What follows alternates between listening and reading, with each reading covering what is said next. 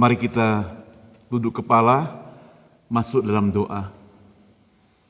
Kembali kami bersyukur kepadamu Tuhan, karena Engkau bukan hanya mengasihi kami, tapi Engkau juga telah mengorbankan dirimu di atas kayu salib untuk menggantikan kami Tuhan dari penghukuman dosa. Kami bersyukur dan berterima kasih kepadamu Tuhan. Kami mau serahkan seluruh rangkaian ibadah pada hari ini ke dalam tangan Tuhan. Tolong dan berkati hamba-Mu di dalam segala keterbatasannya. Berikan hikmat yang daripada-Mu Tuhan, supaya firman Tuhan yang disampaikan benar-benar menjadi berkat bagi dia yang menyampaikan maupun bagi kami yang mendengarkan. Di dalam nama Tuhan Yesus, kami semua sudah berdoa. Amin. Selamat siang Bapak Ibu sekalian yang dikasihi Tuhan. Shalom, sampai bertemu kembali hari ini. Mari kita sama-sama membuka Alkitab yang saya ambil di kitab 1 Korintus pasal 15 ayat 3 dan 4. 1 Korintus pasal 15 ayat 3 dan ayat yang keempat. Saya bacakan buat kita sekalian.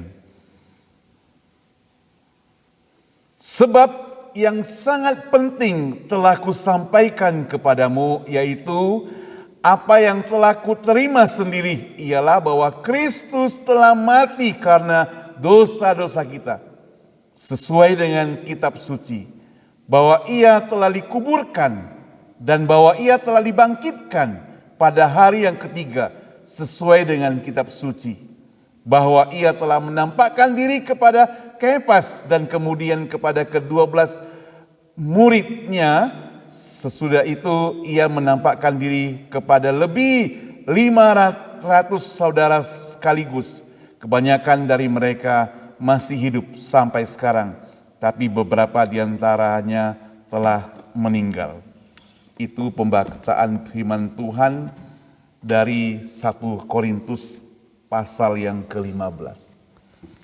Nanti kita akan membaca lagi beberapa ayat yang berhubungan dengan itu. Tema yang saya akan share buat saudara adalah mengapa Yesus harus mati. Mengapa Yesus harus mati? Tepatnya adalah mengapa Yesus harus mati bagi kita semua. Dan yang paling fokus adalah mengapa Yesus harus mati bagiku. Mengapa? Waktu masa kecil saya, nenek saya itu punya seorang teman. Dia sering berkunjung ke rumah. Dan ketika dia berkunjung ke rumah, sering membawa satu lembar gambar. Itu merupakan gambar anak sekolah minggu tentang Tuhan Yesus. Jadi mulai dari cerita-cerita tentang Yesus. Dia kalau setiap minggu datang berkunjung, karena dia datang ke tetangga itu, bisnis mereka itu, dan kadang mampir ke rumah, maka dia kasihkan saya oleh-oleh satu lembar foto tentang Yesus. Jadi mulai daripada Yesus lahir, mulai Yesus ada di kandang Bethlehem, mulai daripada Yesus masa kecilnya, bagaimana dia bersama murid-muridnya, dan sebagainya, dan sebagainya. Setiap minggu satu lembar. Kalau dia tidak datang, saya merasa kehilangan sekali. Tapi syukurnya si Om itu, ya, dia kalau berkunjung ke sebelah, mampir tempat kita, dia kalau tidak datang berapa minggu, dia kasih fotonya seberapa minggu juga. Rajin sekali. Nampaknya orang ini mungkin rajin ke gereja. Cuma karena saya masih kecil, saya tidak pernah tanya pada dia dari mana itu. Dari foto itu dia mulai bercerita tentang kisah Yesus, setiap lembar yang dikasihkan secara singkat. Jadi kita sebagai anak-anak senang sekali. Saudara dikasih Tuhan, ketika pada foto kematian Yesus di atas kayu salib, saya kok merasa sedih sekali. Kenapa Yesus yang dikatakan bisa buat mujizat? Kenapa Yesus yang bisa membangkitkan orang mati? Kenapa Yesus yang bisa menyembuhkan orang sakit? Dia harus mati di atas kayu salib. Dia harus mati. Kenapa harus dia kalah? Kenapa dia tidak mau turun dari kayu salib?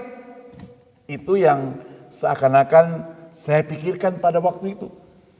Karena film-film menceritakan kalau anak muda itu selalu menang.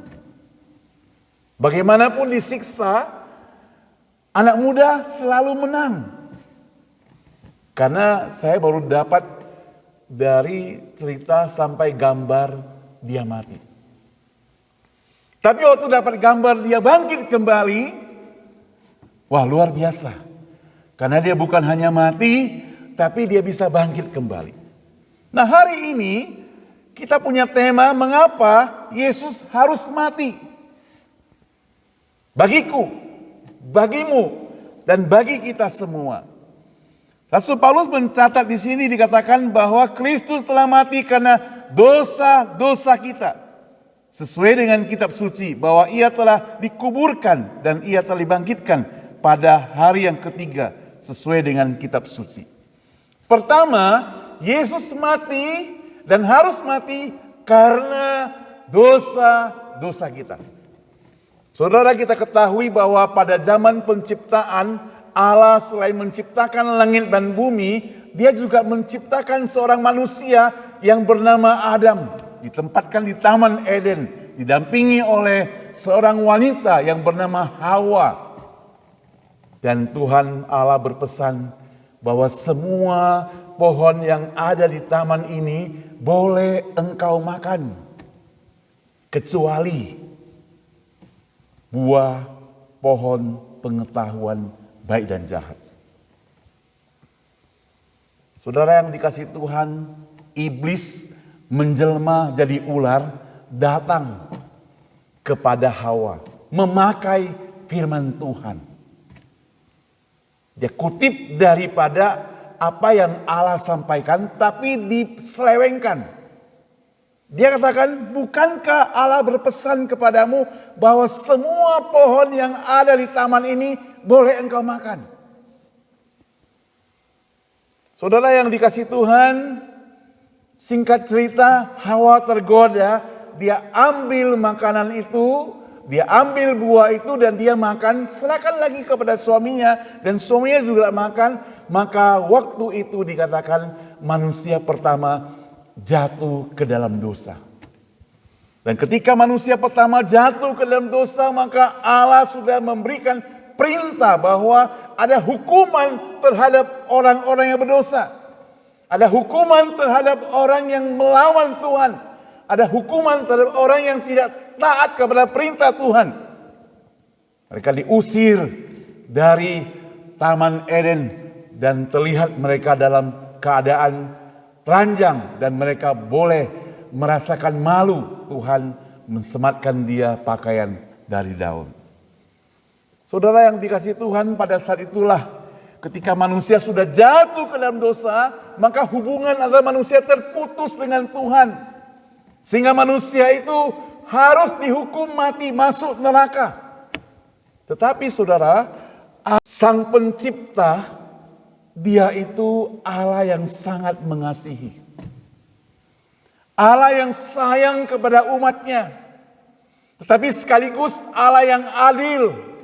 Ada kasih, ada hukuman. Dia kasih kepada umatnya. Tapi juga harus ada hukuman.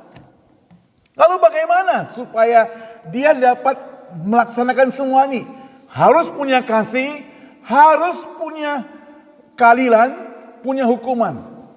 Itu sebabnya maka dalam rancangan misi daripada Allah, dia mengutus anaknya yang tunggal yang kita sama-sama tahu dilahirkan oleh Maria yang bernama Yesus ke dunia ini.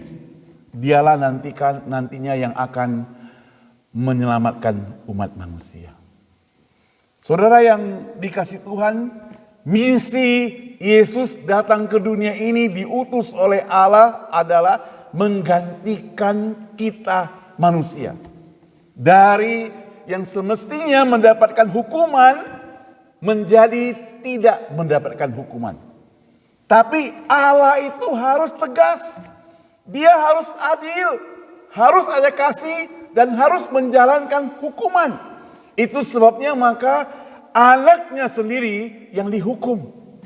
Anaknya sendiri yang dihukum menggantikan supaya kita tidak dihukum. Luar biasa saudara. Jadi kita jelas mengapa Yesus harus mati. Mengapa Yesus harus mati bagiku? Karena kasih daripada Allah. Karena kita sudah berdosa. Saudara dikasih Tuhan, ini bukan cerita dongeng. Karena kalau cerita dongeng itu kita bisa cek di dalam Google sekarang, gampang. Kita bisa cek cerita benar atau tidak. Kemarin ada seorang ibu, tiba-tiba dia kirim dari Sacramento, dia kirim satu iklan. Kalau beli entah ayam ini Texas gratis katanya, dikasih gratis makan malam untuk 2 orang. Saya bilang sama dia, Bu, itu berita hoax. Kalau kita cek di Google, apakah benar fakta bahwasanya dapat dinner gratis? Enggak, itu berita hoax. Tapi kalau kita cek berita yang Yesus sampaikan, Alkitab itu bukan berita hoax, itu kebenaran. Bahwasanya apa? Bahwasanya Dia dikirim ke dunia ini untuk menggantikan kita yang berdosa. Dengan kata lain saudara, ketika kita sebagai orang yang berdosa, kita tidak ada apa-apa di depan Tuhan. Saya bayangkan kalau seorang anak kecil menggambarkan Allah itu seperti sebuah mata yang besar sekali, maka Allah itu melihat ke dunia ini, oh manusia itu seperti debu, manusia itu seperti satu titik yang tidak ada artinya. Tetapi dia menjadi sangat berharga. Pemazmur mengatakan dalam Mazmur 8, di situ dikatakan demikian. Mazmur 8 ayat yang keempat saya bacakan. Jika aku melihat langitmu, buatan jari tanganmu, bulan dan bintang kau tempatkan. Apakah manusia sehingga engkau mengingatnya? Apakah anak manusia sehingga engkau mengindahkannya? Namun aku telah membuatnya hampir sama seperti Allah dan telah mahkotanya dengan kemuliaan dan hormat. Hampir sama seperti Allah, memahkotanya dengan kemuliaan dan hormat. Dan ketika manusia pertama jatuh ke dalam dosa, maka rusaklah, hilanglah segala kemuliaan dan hormat itu.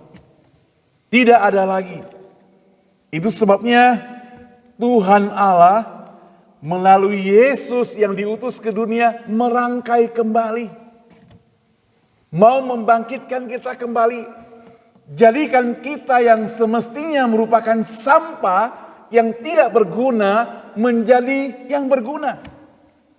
Saudara yang dikasih Tuhan, Alkitab menjelaskan bahwa yang disebut Yesus mati bagi dosa kita, yaitu Kristus mati bagi dosa-dosa kita. Dia yang tidak berdosa menggantikan kita. Saudara, tidak gampang ya mengasihi orang lain sampai memberikan nyawa. Mungkin ada di dunia ini, karena pernah dengar cerita ilustrasi ada seorang bapak, karena dia harus menolong satu kereta api yang hampir celaka, maka dia harus mengulurkan jalur kereta api itu sehingga anaknya sendiri terjepit mati. Dia rela korbankan anaknya, tapi itu baru hanya beberapa orang yang ada di dalam kereta api itu. Ada banyak orang yang barangkali justru tidak peduli dengan kehidupan manusia. Mengerikan, saudara. Saya baca berita, mungkin saudara baca juga ada pilot dan kopilot, mereka sedang nyetir pesawat, bisa tidur 28 menit di atas pesawat. 28 menit. Satu khotbah selesai. Dia tidur di pesawat, saudara. Hanya puji Tuhan saja mereka yang di pesawat itu tetap aman-aman saja. Ini baru kejadian belakangan ini di negeri kita yang tercinta, Indonesia. Di 28 menit tidur di atas pesawat, kopilot dan pilotnya, saudara. Jadi pesawat itu terbang sendiri gitu. Mengerikan, bukan? Tapi di sini kita baca ada satu orang yang bernama Yesus yang diutus oleh Allah. Dia rela mati, bukan mematikan orang lain, tapi dia rela mati menggantikan kita dari dosa-dosa kita sekalian. Dia yang tidak berdosa dijadikan berdosa menggantikan kita sekalian. Saudara, perbuatan amal sekalipun, perbuatan baik sekalipun tidak bisa membebaskan kita daripada dosa-dosa kita. Kan ada yang diajarkan kalau kita 1 bulan berbuat baik setiap hari, lalu engkau akan mendapatkan dihapus dosa-dosamu. Ajaran firman Tuhan tidak bisa demikian. Perbuatan baik kita tidak bisa menghapus dosa-dosa kita.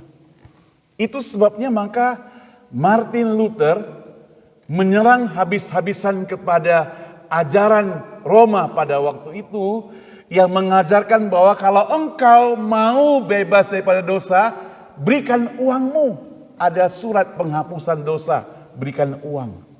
Jadi uang bisa dibeli untuk menghapus dosa. Kalau gitu orang kaya semuanya masuk surga, saudara. Tentu tidak demikian. Uang tidak bisa membeli menghapus dosa. Tapi yang dapat menghapus dosa kita adalah Yesus dengan iman kepercayaan kita kepada Dia. Itu sebabnya maka setiap hari, setiap saat, setiap detik kita harus bergantung kepada Tuhan. Karena jiwa kita, hidup kita terletak semua di tangan Tuhan. Tapi ada seorang bapak, entah dia orang percaya atau bukan, yang suka kasihkan katanya cerita inspirasi tentang kehidupan gitu ya. Lalu dia mendengar seorang ibu pendeta yang berkhotbah bahwa kita jangan memanjakan anak kita. Mereka itu kalau sudah umur 21 sudah harus berdikari. Jangan memanjakan dia supaya mereka itu tidak kanak-kanak, mungkinlah kalimat saya begitu. Supaya anak-anak tidak hanya bergantung kepada orang tua, mereka berjuang keras. Kalau pendeta Stephen Tong katakan, jangan merampas hak anak kita yang mereka bisa berjuang, maka kita biarkan. Kan kita pernah dengar ada orang kaya, anaknya tinggal diwariskan rumah di sini, rumah di sana, rumah di sini, rumah di sana.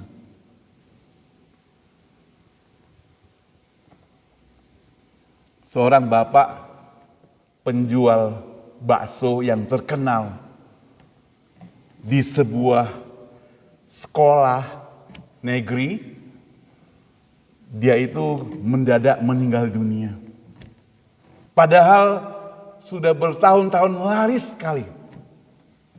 Untungnya anaknya sudah besar-besar.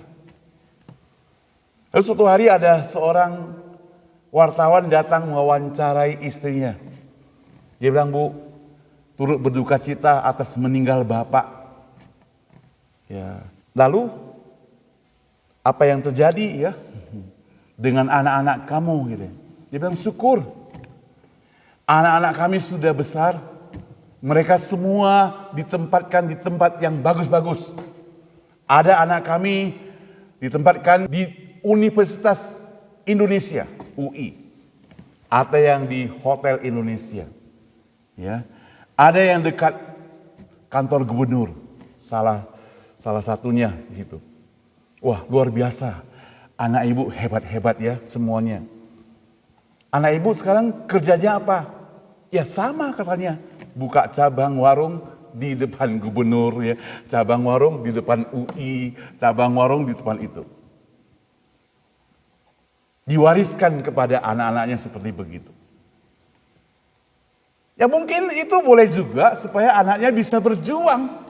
Tapi kalau saudara perhatikan, ada banyak anak-anak yang sekolah di Amerika ini, mereka itu begitu santai. Tidak semua ya. Santai sekolah, main game dan sebagainya. Dulu waktu kami di San Jose ada seorang share katanya, dia ketemu seorang anak yang datang ke Amerika sekolah suka main game. Menang terus main game, menang, tapi ujiannya jeblok. Pulang ke Indonesia, tidak bawa ijazah, tapi bawa piala-piala gamenya, piala-piala gamenya dari internet. Saya bersyukur ya, melihat anak-anak yang berjuang keras kalau sekolah di sini. Yes.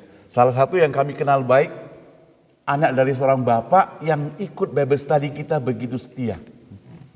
Waktu anaknya tinggal di San Jose sekolah ya, anaknya begitu baik, rajin, setia pada Tuhan dan ikut melayani, bahkan dia itu sangat hemat. Dia tidak mau merugikan papanya, memberatkan papanya.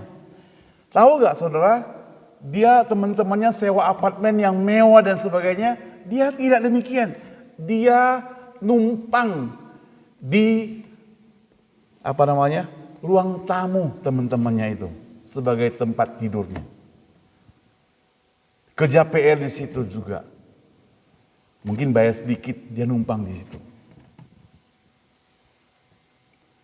Saya melihat sendiri dengan mata kepala saudara ya. Nah sekarang bapaknya ikut Bible study kami dengan kesaksian bapaknya dibilang anaknya itu lulus untuk tes lanjutkan ambil S3 beasiswa di Harvard. Nah sebentar lagi dia mau pergi ke sana. Jadi fakta atau kerajinan, kesungguhan, kesetiaan hati tidak bisa dibohongi. Ya. Dia tidak membawa piala game mungkin pulang, tapi dia bawa pengetahuan, kerajinannya, kesetiaan pada Tuhan. Dalam hati saya wajar, papanya begitu setia juga kepada Tuhan. Ya, sehingga anak-anaknya diberkati oleh Tuhan.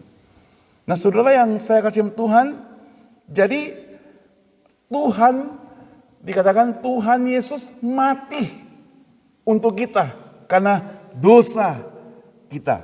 Ya, untuk kita karena dosa kita. Yang kedua saudara, ada janji daripada Tuhan Allah bahwa menuntut persembahan kematian yang tidak bernoda baru bisa menggantikan kita. Di zaman perjanjian lama saudara, kalau seorang memberikan persembahan, dia tidak bisa langsung memberikan persembahan. Harus melalui imam besar, titip pada dia, sampaikan. Lalu kalau kita perhatikan di zaman Alkitab juga waktu zaman Yesus mereka datangkan bawa binatang-binatang, burung merpati dan sebagainya yang tidak bercacat. Jadi yang paling bagus, yang paling baik, yang paling suci untuk dipersembahkan. Bukan asal-asalan. Berikan yang terbaik, bukan yang sisa, tapi berikan yang terbaik. Jadi itu untuk Tuhan. Itu sebabnya maka untuk menggantikan manusia dari dosa mesti memberikan yang terbaik, yang paling suci. Manusia tidak ada yang suci, semua berdosa. Jadi manusia tidak bisa menggantikan manusia yang lain. Manusia tidak bisa menggantikan manusia yang lain. Tapi hanya ada orang yang suci yang bisa menggantikan. Itu sebabnya maka Alkitab mencatat Yesus diutus. Yohanes 3 ayat 16 mencatat bahwa Karena begitu besar kasih Allah akan dunia ini. Dunia itu manusia.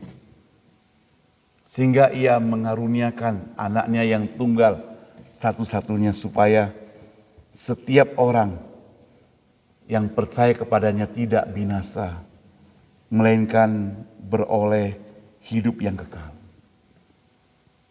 Yang menjadi masalah adalah, saudara, selamat bukan tanda kita rajin. Tanda keselamatan bukan tanda kita memberikan banyak pengorbanan, bukan.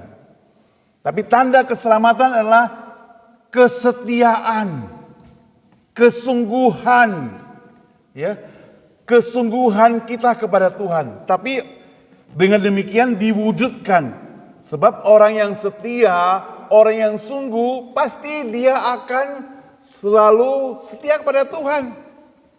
Untuk menunjukkan kesetiaan kepada Tuhan, bagaimana? Maka umat Tuhan itu diberi kesempatan untuk melayani Dia, untuk mengerjakan yang terbaik buat Dia. Ada satu lagu, kalimatnya, bila engkau dipanggil. Ya. Sudah berapakah atau apa saja engkau yang sudah pernah perbuat untuk Tuhan kita? Saudara yang dikasih Tuhan, kasih daripada Tuhan tidak menuntut balas. Tapi mesti kita sendiri yang punya hati. Kadang kita menolong orang lain, kita tidak menuntut balas dengan hati yang tulus menolong. Tapi kalau orang yang kita tolong itu tidak mempunyai satu niat yang seakan-akan bersyukur, lama-lama juga kita gak mau tolong dia, bukan? Malah anggap remeh lagi, ngejek lagi, sudah ditolong ngenyek lagi. Oh, baru begitu. Ada seorang pendeta, menurut temanku cerita, dia berkunjung ke Medan, mau bangun gereja, kumpul persembahan. Lalu gereja di Medan memberikan persembahan cukup banyak menurut orang Indonesia gitu ya. Kalau mau bangun dia di Amerika. Tapi cerita teman itu dikatakan, oh baru begitu kok, baru sedikit sekali gitu. Ya. Mengenyek persembahannya baru sedikit sekali. Jangan mengenyek, ya, jangan mengejek akan kasih Tuhan, akan berkat Tuhan, akan pemeliharaan Tuhan. Karena Tuhan tidak pernah bersalah dalam kehidupan kita. Yang bersalah adalah selalu kita. Kalau kita percaya pada Tuhan yang sempurna, Tuhan yang maha kasih, Allah mengorbankan Yesus untuk dosa-dosa kita. Dengan mengutus Yesus ke dalam dunia, Allah memenuhi janjinya mengenai apa? Mengenai juru selamat bagi manusia. Berbeda dengan kita, saudara.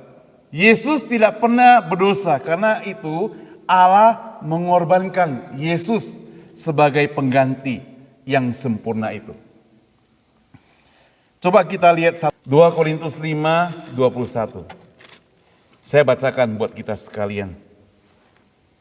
Dia yang tidak mengenal dosa telah dibuatnya menjadi dosa karena kita, supaya dalam Dia kita dibenarkan oleh Allah. Jadi Dia, Yesus yang tidak berdosa, dijadikan dosa karena kita semuanya. Supaya apa? Supaya dalam Dia kita dibenarkan oleh Allah. Manusia berdosa, tadi saya katakan. Kita tidak bisa menyelamatkan orang lain dari dosa. Suatu hari ada seorang laki dan perempuan, wanita, pria, anak muda berpacaran. Mereka ada di pinggir pantai.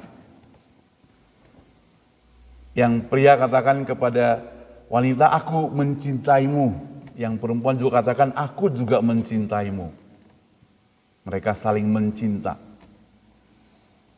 Tapi wanita ingin bukti apa cintanya. Dia bilang kalau buktinya nanti saya akan lompat ke laut mati untukmu. Itu namanya mati sia-sia, saudara ya. Cintanya sehidup semati, tapi yang laki lompat ke laut, yang perempuan gak ikut mungkin. Ya. Dulu ada cerita Sampai Eng Tai ya mungkin saya lupa ingat sih, tapi ada cerita Sampai Eng Tai gitu. Yang cinta begitu luar biasa sampai berkorban. Nah saudara yang saya kasih Tuhan, Yesus tidak demikian. Yesus bukan mati hanya untuk satu orang. Yesus mati untuk semua orang. Karena dia adalah suci. Dia adalah kudus. Dia layak mati untuk semua orang. Menggantikan semua orang yang berdosa. Tadi saya katakan kebaikan kita tidak dapat bisa menggantikan. Kalau kita bersalah, ya salah. Kalau misalnya saya pulang nanti, yang mudah-mudahan tidak terjadi lah, mau Tuhan dampingi. Saya drive mobil, kecepatan 70, 80, 90, lalu polisi datang. Kiong, kiong, kiong, dari belakang. Stop. Kita berhenti, dia bilang kecepatan tinggi. Dapat tiket. Karena pernah dapat tiket kita ya, sama-sama jalan-jalan dulu. Ya, dapat tiket. Saya bisa gak bilang, jangan kasih tiket dong, saya ini orang baik loh. Saya pendeta, kalau gak percaya tanya jemaat di sini, saya pendeta, udah lama jadi pendeta, saya baik sekali. Apakah dengan bilang saya pendeta, saya baik sekali, bisa menghapuskan tiket saya, kesalahan saya? Tidak kan ya, tetap salah. Walaupun mungkin polisinya baik hati, oke, saya berikan kembali, gak dihukum, tapi tetap salah. Itu sebabnya saya mau katakan kebaikan, perbuatan baik kita tidak bisa menghapus kesalahan kita, dosa kita. Sekali lagi, kebaikan kita tidak dapat menghapus dosa kita. Apalagi dunia hanya melihat keburukan. Ya kan? Maka kita hidup di dunia ini perlu hati-hatilah. Ibarat orang percaya itu seperti, apalagi hamba Tuhan, seperti di dalam akuarium yang besar. Orang lain memperhatikan. Salah sedikit aja dia, percuma dia orang Kristen.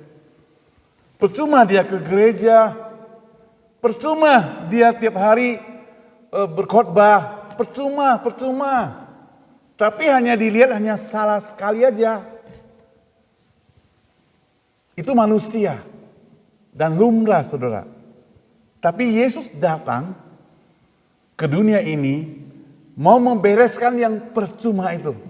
Oke, engkau bersalah, berdosa, engkau akan bebas.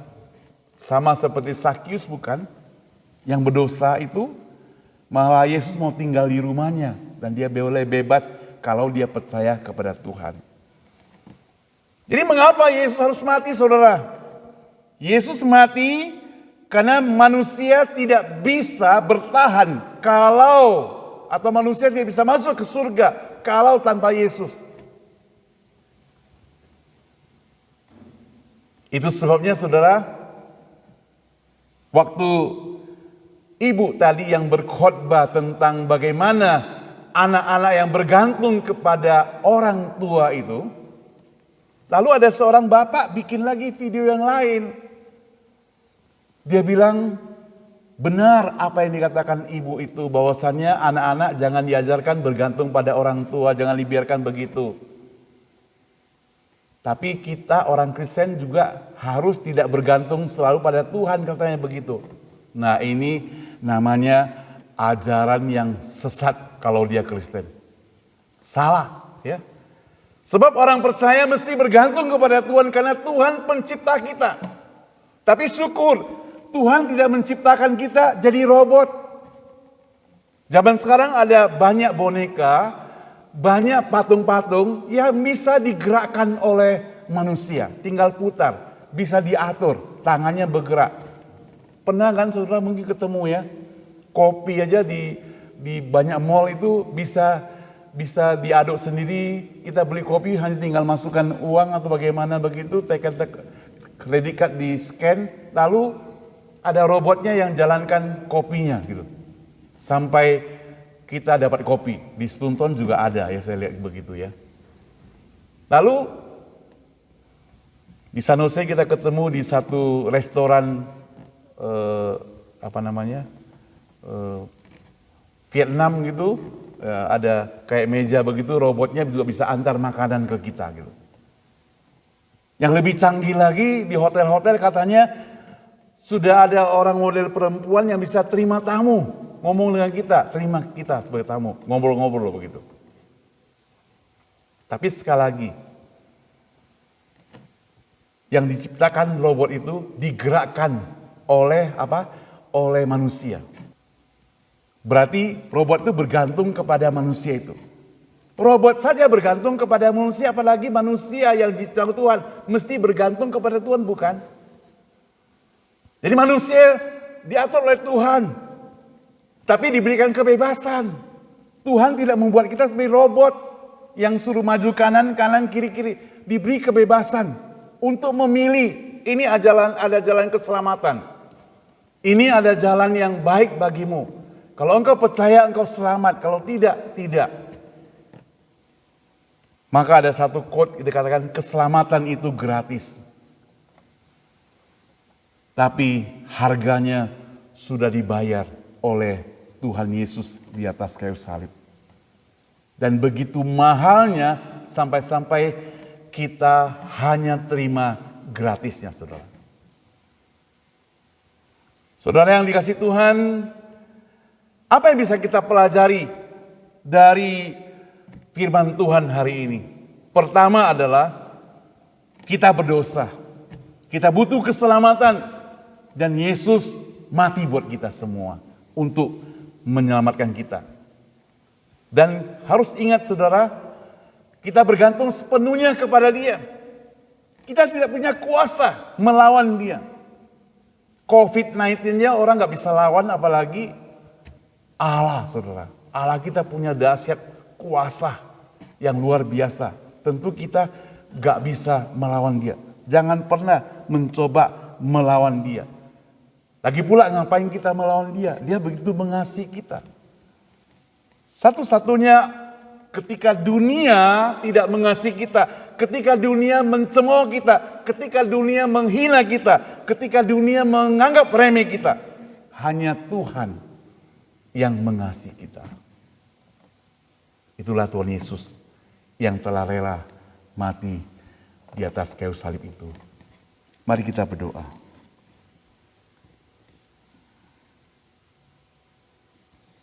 Oleh karena Yesus mati di atas kayu salib, Ia menyediakan jalan firdaus bagi umat manusia, supaya setiap orang yang percaya kepadanya tidak binasa, tetapi memperoleh hidup yang kekal.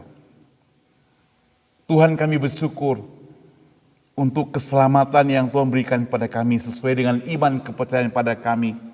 Kalau kami percaya kepadamu, menerima Engkau sebagai juru selamat, maka kami sudah diselamatkan oleh Tuhan.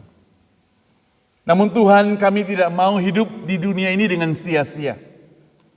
Kami yang telah memperoleh keselamatan itu, biarlah kami boleh lakukan sesuatu yang terbaik buat Engkau. Kami tidak mau hidup dengan seenak-enaknya, semena-menanya, membiarkan kami berleha-leha dengan suka hati, tapi kami lakukan yang terbaik, tetap menjaga keselamatan, jalan keselamatan dalam hidup kami, Tuhan. Tolong kami, Tuhan. Pakailah Tuhan selama kami masih menjadi orang yang diberikan kehidupan di dunia ini, sehingga kami juga dapat memberitakan berita yang terbaik ini buat orang lain. Di dalam nama Tuhan Yesus kami berdoa. Amin.